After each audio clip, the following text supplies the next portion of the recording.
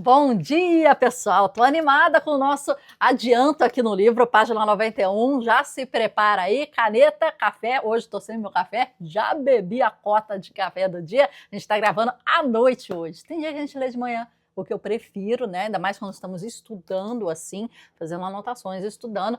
Tem dias que eu leio de noite, né? Aqui no nosso curso, a gente fala dos tipos de leituras para os tipos de horário. A gente já falou aqui, né, do cronotipo, né, de você entender a sua cronologia, se você funciona melhor de dia, de tarde, de noite, e como é que a sua mente funciona, né, de dia, de tarde, de noite. Qual o melhor momento para você estudar? Qual o melhor momento para você relaxar?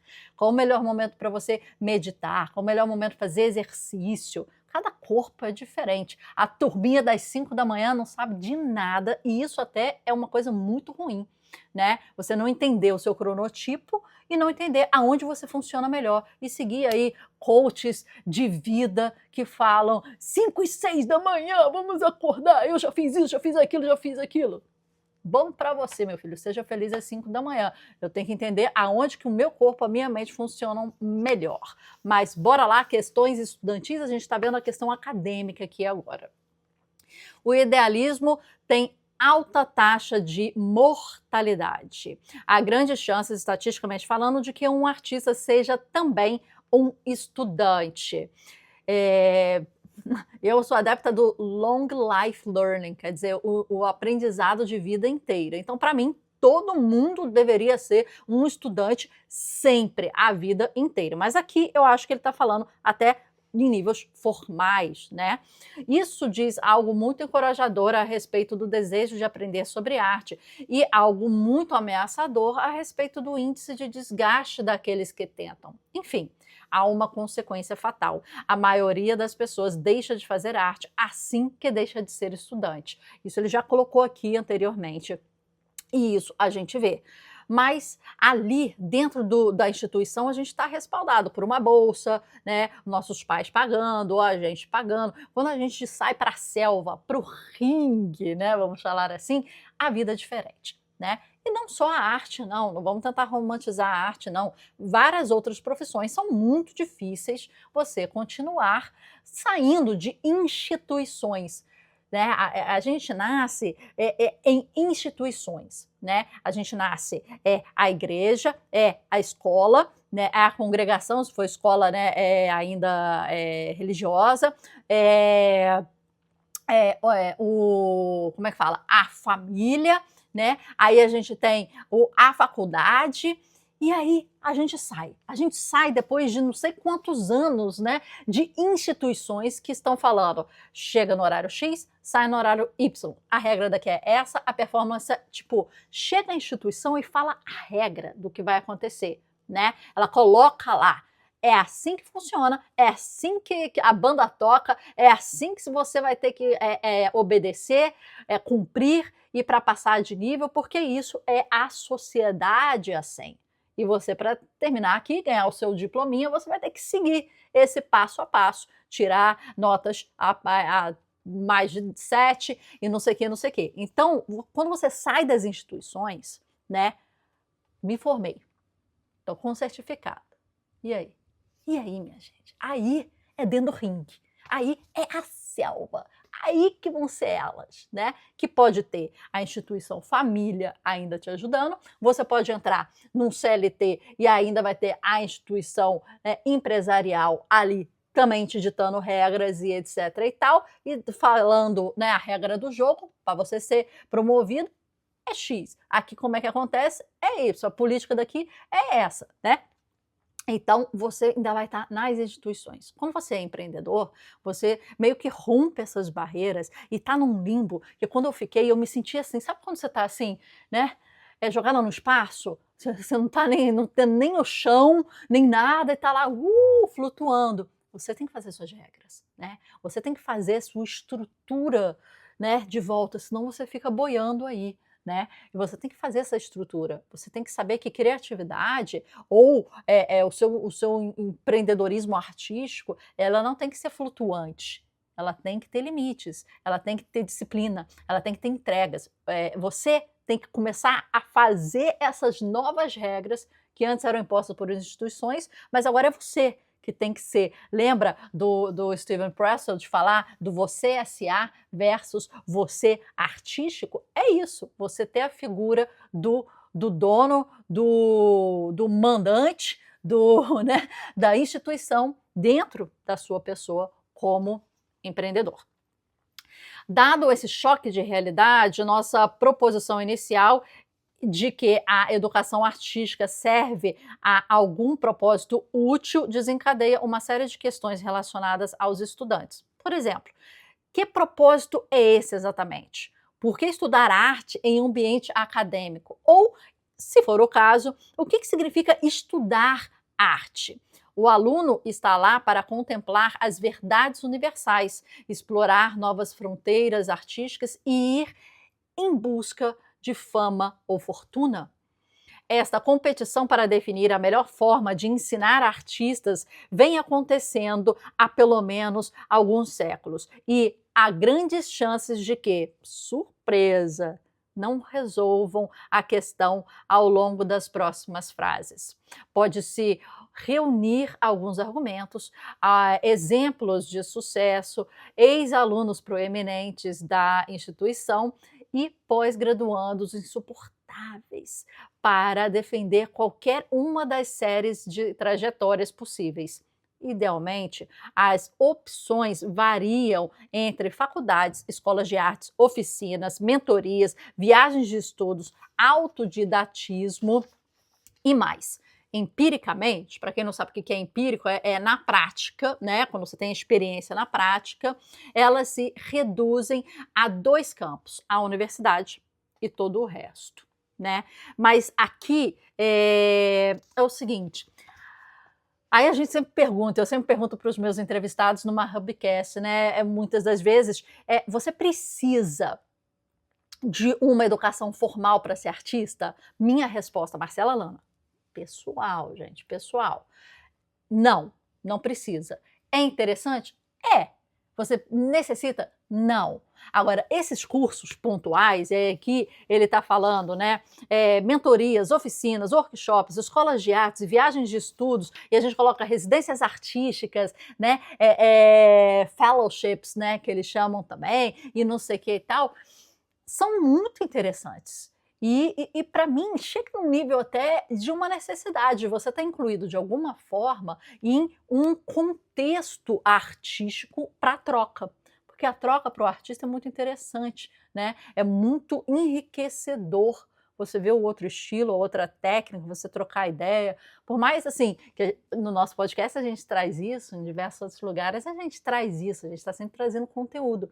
Mas o cara a cara, sabe, minha gente? O cara a cara é importante.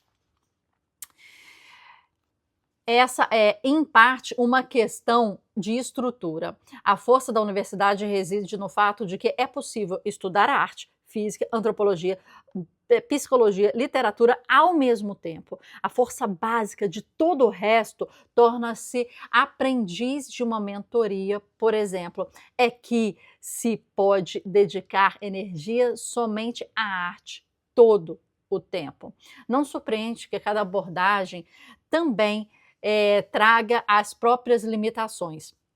A universidade pode ser muito grande e impessoal para nutrir um jovem artista durante longos períodos de dúvida sobre si mesmo antes de encontrar esse seu ofício e sua visão.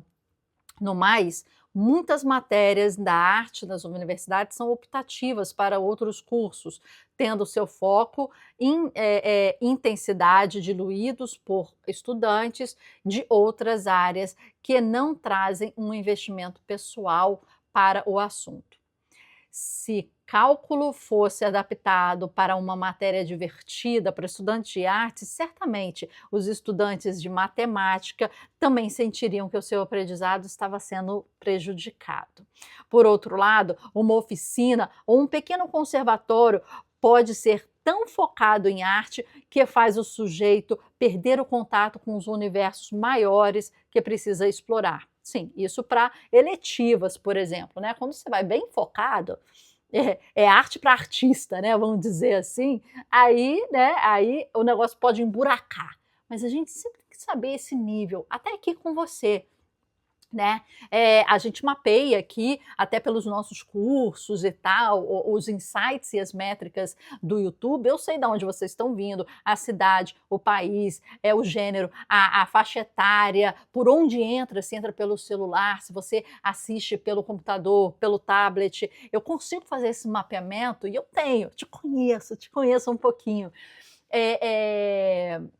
E eu sei o quão a gente consegue ir um pouquinho mais profundo e o quão não, né? Por isso que é sempre uma dosagem, né, sobre isso. É claro que aqui a gente tem um tema, e aqui eu coloquei no nosso marcador, né, vários livros, tem mais assim de 30 livros aqui, porque a pessoa bate o olho e ela entende. Ok, My Book Club, a criatividade começa na próxima página, mas vocês falam de quê? Poxa, aqui tem flow, o que é o artista, tem a coragem de criar, tem a arte do impossível, tem as correspondências de Cezanne, tem as cartas de Van Gogh, tem o livro de Desassossego, o espírito da arte, né? Tem o Leonardo da Vinci, a escola dos deuses, tem o ato criativo que a gente já leu aqui, o que é arte, dádiva, né? Art business, tem o caminho do artista. Então eu estou batendo o olho, eu estou entendendo, poxa, aqui fala de arte, de criatividade, empreendedorismo, tem outros livrinhos aqui de empreendedorismo. Ok, eu estou entendendo que eu estou num grupo de pessoas que podem até não ser artistas, mas tem a criatividade e o mindset artístico, porque é isso que a gente coloca aqui. Você não precisa ser artista. Você está até numa área mais formal, mais burocrática, mas você quer fazer assim, ó, né? Pode ser até um som diferente, né? Você vai fazer assim na sua mente, né? Lembra do Ross? O Nage. Então você pode fazer assim, você dá um shift na sua mente para você pensar fora da caixinha, pensar de uma maneira estratégica para resolver os seus problemas. Você não precisa da arte, mas do mindset artístico, do mindset criativo. E esse sim é poderoso para qualquer área, né? Vamos lá. Por outro lado, uma oficina, um pequeno conservatório pode ser tão focado na arte que o sujeito faz o sujeito perder contato com diversos universos maiores. De qualquer forma, a própria estrutura que faz grande parcela do ensino da arte funcionar, um ambiente que protege, que apoia a produção artística, é um convite para abandonar, por um tempo, a rotina exaustiva da produção de renda. Desaparece de imediato quando se sai da faculdade. A verdade desanimadora é que o resto do mundo não liga se o sujeito faz arte, nem tem muito interesse em comprá-la. Para boa parte das pessoas, a arte talvez seja aceitável como ocupação, mas certamente não como profissão. Ou conforme apontou, desolado, um aluno dos autores, a maioria das profissões vem com um salário.